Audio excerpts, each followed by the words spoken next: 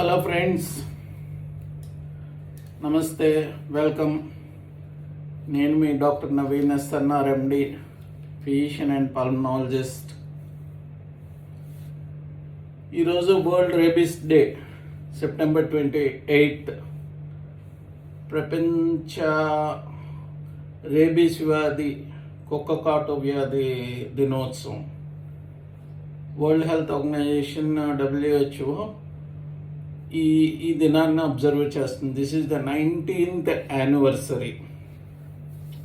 అందరికీ తెలుసు ఎంత కుక్కకాటు వ్యాధి ఎంత తీవ్రమైనదో, ఎంత అయినదో, ఎంత ప్రాణాంతకమైనదో. ఒకసారి వ్యాధి వచ్చిన తర్వాత, కుక్కకాటు వ్యాధి అంటే రేబీస్ అంటాము, అది వచ్చిన తర్వాత అది ఎంత irreversible disease, equivalent to death. Almost impossible for the patient to survive. ఒకసారి ఆ వ్యాధి వచ్చిన తర్వాత మన ట్రీట్మెంట్ ఏమైనా సరే వ్యాధి రాకముందు, కుక్కకాటు జరిగిన వెంటనే జరగాలి. అందరికీ తెలిసిన విషయమే. అయినప్పటికీ ఇప్పటికీ ఈ వ్యాధి పట్ల నిర్లక్ష్యం జరుగుతూనే ఉంటుంది. కొన్ని సెక్టర్స్ ఆఫ్ పీపుల్లో అది ల్యాక్ ఆఫ్ అవేర్నెస్ అవ్వచ్చు, నెగ్లెక్టింగ్ అవ్వచ్చు, అజాగ్రత్త అవ్వచ్చు. బట్ స్టిల్ అది జరుగుతూనే ఉంది, డెత్లు జరుగుతూనే ఉన్నాయి. ఎవ్రీ 9 minutesకి ఒక వ్యక్తి కుక్కకాటు బారిన పడడం, అనారోగ్యం పాలవడం జరుగుతూనే ఉంది.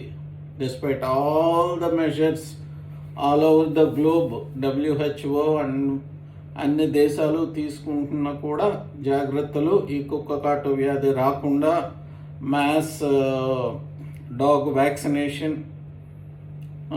అండ్ స్టెరిలైజేషన్ చేస్తున్నా కూడా కుక్క అనే జాతి ఇంకా అభివృద్ధి చెందకుండా స్టెరిలైజేషన్ చేస్తున్నారు, ఆపరేషన్స్ చేస్తున్నా కూడా ఈ వ్యాధి పర్టికులర్లీ ఏషియాలోని, ఆఫ్రికాలోని చాలా అత్యంత తీవ్రంగా ఉంది.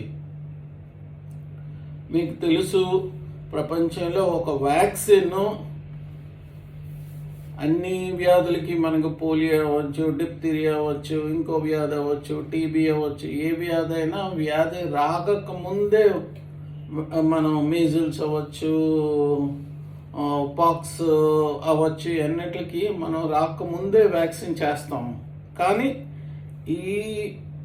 ఈ జబ్బు ప్రత్యేకంగా వ్యాధి బాడీలో ఎంటర్ అయిన వెంటనే ఆ వైరస్ వెంటనే మనం ఇంజెక్షన్, ఈ వ్యాక్సిన్ చేసినా కూడా వ్యాక్సిన్ ఫలించే వ్యాధి ఇది ఒక్కటి మాత్రమే. తక్కిన జబ్బులు అన్నిటికి కూడా వ్యాధి బాడీలోకి ఎంటర్ అవ్వకముందు వ్యాక్సిన్ అనేది మనం వేయాలి. వ్యాక్సిన్ అంటే దాని అర్థమే అది, వ్యాధి బాడీలోకి ఎంటర్ అవ్వకముందు చాలా ముందుగా వ్యాక్సిన్ వేయాలి, ఇంజెక్షన్ వేయాలని. కానీ ఇదేంటంటే వ్యాధి ఎంటర్ అయిన తర్వాత, అంటే కుక్కకాటు రేబీస్ జబ్బు ఉన్న యానిమల్ మనల్ని కరిచిన వెంటనే వేసినా కూడా మనం సేవ్ చేయగలిగే వ్యాధి ఇది ఒక్కటే,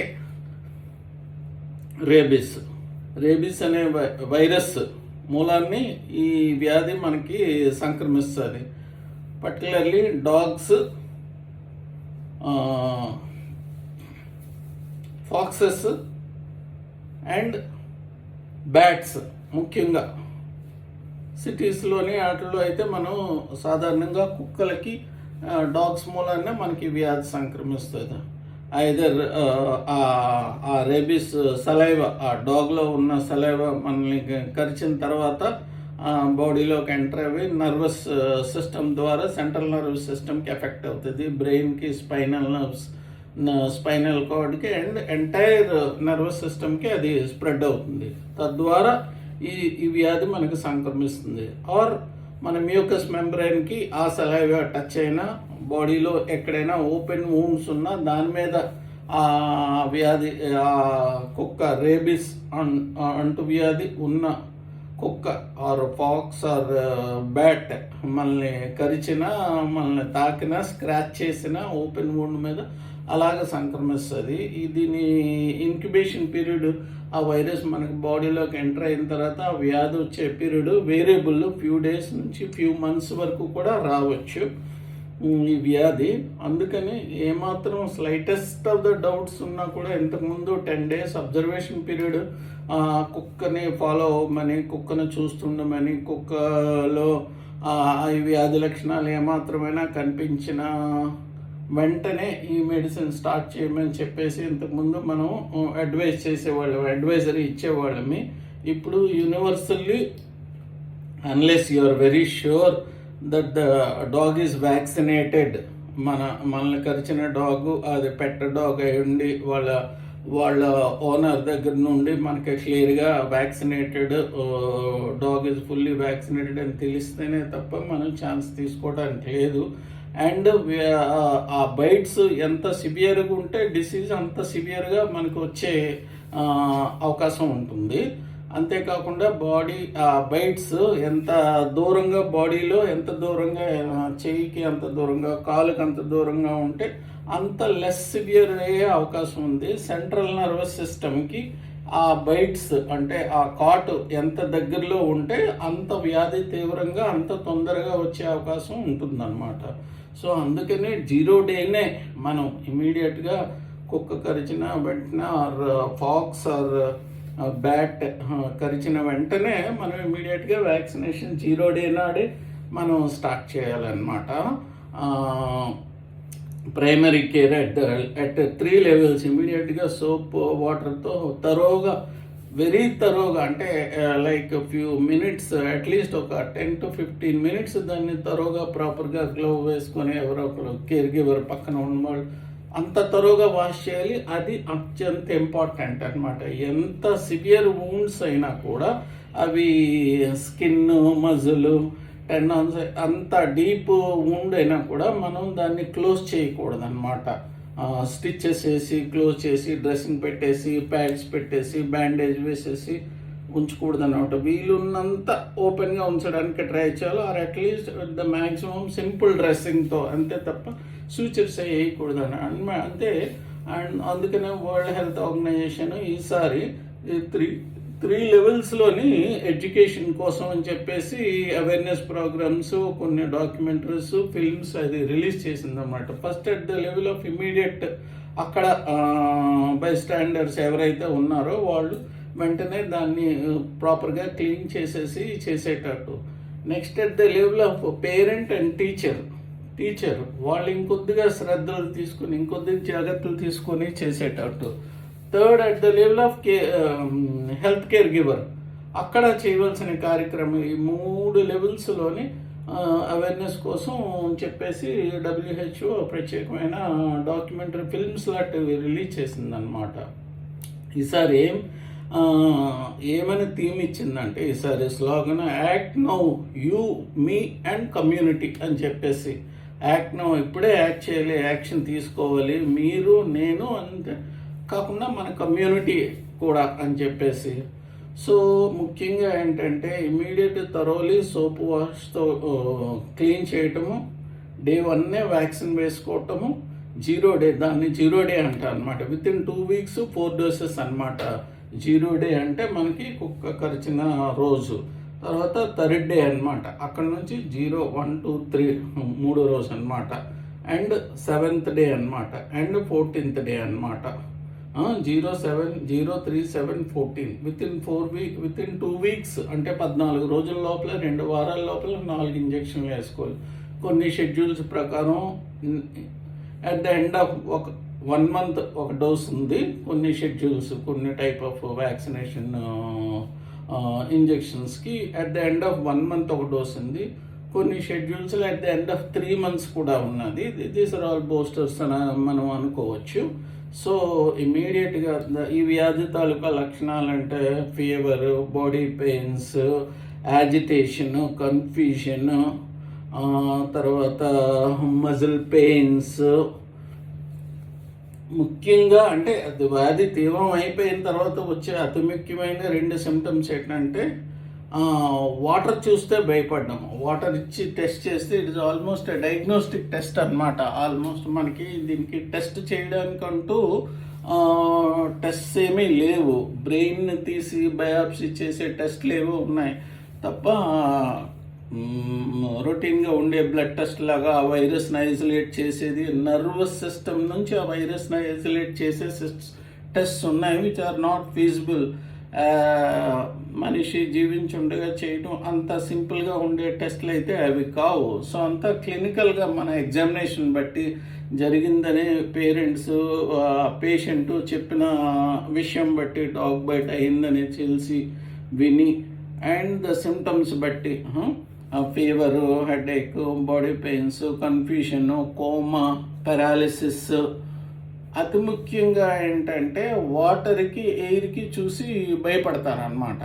వాటర్ వచ్చి టెస్ట్ చేసి తాగమని ట్రై చేస్తే దే విల్ రన్ అవే, అంత భయపడిపోతారనమాట. దాన్ని హైడ్రోఫోబియా అంటాం. వాటర్ ఇస్తే టెస్టింగ్ చేస్తే హైడ్రోఫోబియా అనమాట. ఎయిరోఫోబియా అంటే గాలి అంటే భయం అనమాట. ఫ్యాన్ వేసి వాళ్ళు కూర్చున్నారనుకున్న ఫ్యాన్ వేసిన ఒక ఇలాగా బ్లో చేసి చూసిన వాళ్ళు ఎదురుగా కూడా భయపడిపోతారనమాట. దేర్ ఆల్మోస్ట్ ఆ రెండు టెస్టులు డయాగ్నోస్టిక్ టెస్టులు అనమాట. సో దాన్ని బట్టి మాకు ఎక్స్పీరియన్స్ ఉంది. సుమారు 10 సంవత్సరాలు ఆ హాస్పిటల్లో, ఐడి హాస్పిటల్ అని మీ అందరికీ తెలిసే ఉంటుంది. వైజాగ్లో టీబీ హాస్పిటల్లోనే ఇంకొక వింగ్ ఇన్ఫెక్షన్స్ డిసీజ్ హాస్పిటల్ ఉంది. అందులో రేబీస్ వింగ్ వేరేగా సపరేట్గా ఉంటుంది. ఈ రేబీస్ పేషెంట్లు ఎవరినైనా అక్కడే ట్రీట్ చేస్తాం. మీ అందరికీ తెలుసు, ట్రీట్మెంట్ అంటూ ఏమీ లేదు రేబీస్ అనే వ్యాధికి. Almost 100% equivalent to death. అది within very few days, ఈ సిమ్టమ్స్ కనిపించిన విత్ ఇన్ వెరీ ఫ్యూ డేస్లోనే మనకి పేషెంట్ చనిపోవడం జరుగుతుంది. యాంటీవైరల్ డ్రగ్స్ అన్నీ కానీ ఉన్నాయి, 1-2. They are not very effective, they are not life saving drugs అయితే ఏమీ కావు. హిస్టరీలో మనకు తెలిసినంత వరకు ఒక కేసు సర్వైవ్ అయింది వెస్ట్లోని. ఎన్నో నెలలు ఆ పేషెంట్ వెంటిలేటర్ మీద ఉంచి ట్రీట్ చేసిన తర్వాత, టాప్ ఎండ్ ట్రీట్మెంట్ ఇచ్చిన తర్వాత సర్వైవ్ అయిన హిస్టరీలో మా రికార్డ్ బుక్స్లో ఒకటే కేసు సర్వైవ్ అయినట్టు ఉంది. సో అందుచేత ఇమీడియట్గా రేబీస్ 5 ఇంజెక్షన్లు, 4 ఇంజెక్షన్లు, 5 ఇంజెక్షన్లు వ్యాక్సినేషన్ షెడ్యూలే కాకుండా మనకి ఇమ్యునోగ్లోబులిన్స్ అనేది they are very costly injections. అవి మన అన్ని గవర్నమెంట్ హాస్పిటల్లో అవైలబుల్ కూడా ఉన్నాయి. ప్రైవేట్లో అయితే కొద్దిగా కాస్ట్లీ. అవి కూడా ఇమీడియట్గా మనకి ఏమాత్రమైనా ఈ క్లాస్ ఆఫ్ బైట్, చాలా సివియర్ క్లాస్ ఆఫ్ బైట్, ఆ డాగ్ ఖచ్చితంగా రేబిడ్ డాగ్, రేబీస్ వ్యాధి ఉన్న డాగ్ బైట్ అయింది మనకని కానీ మనకి ఏమాత్రం డౌట్ ఉన్నా ఇమ్యునోగ్లోబులిన్స్ అని ఆ ఇంజెక్షన్ వేస్తాం అనమాట. At the site of the bite second dose and at the site of నార్మల్గా వేరే చోట కూడా హ్యాండ్కి కానీ బటక్ కానీ వేస్తాం అనమాట. సో ఇమ్యునోగ్లోబులిన్స్ అని, రేబీస్ ఇమ్యునోగ్లోబులిన్స్ అని, అవి చాలా effective. Apart along with this vaccination, rabies వ్యాక్సినేషన్తో పాటు వేస్తాము. అంతేకాకుండా ఆల్ యువర్ డాగ్స్కి వ్యాక్సినేట్ చేయాలి. గవర్నమెంట్స్, ఆర్గనైజేషన్స్ కూడా ఆల్ డాగ్స్కి మాస్గా వ్యాక్సినేషన్ చేసేటట్టు మనం చూడాలి. చిల్డ్రన్ని particularly how they should behave with stray dogs అని చెప్పేసి మనం స్కూల్లో కానీ ఇంట్లో కానీ వాళ్ళకి నేర్పించాలి. How to be away from stray dogs అని చెప్పేసి కూడా మనం చిల్డ్రన్ని ఎడ్యుకేట్ చేయాలి. ఈ సందర్భంగా మరొకసారి అందరికీ ఈ విషయం ప్రపంచ రేబీస్ వ్యాధి దినోత్సవం సందర్భంగా అందరూ మైండ్ఫుల్గా ఉండాలి. రోడ్స్ మీద, కమ్యూనిటీస్లోని కానీ, పార్క్స్లో కానీ ఈ స్ట్రే డాగ్స్ దగ్గర నుంచి. అంతేకాకుండా మన పెట్ డాగ్స్ని కూడా థరోలీ వ్యాక్సినేట్ అయిపోయేటట్టు, వ్యాక్సిన్ చేసేటట్టు చూసుకోవాలి. అండ్ డాగ్ లవర్స్ కూడా ఈ సందర్భంగా మరొకసారి డాగ్స్ని పెంచుతుంటారు కాబట్టి కమ్యూనిటీలో వాళ్ళు కూడా ఇంకొద్దిగా రెస్పాన్సిబుల్ ఉండి కొద్దిగా జాగ్రత్తగా చూసుకోవాలని చెప్పేసి ఈ సందర్భంగా అందరికీ మనం చేస్తూ నమస్కారం. అందరికీ bye bye. See you soon with one more video on healthcare. Thank you one and all.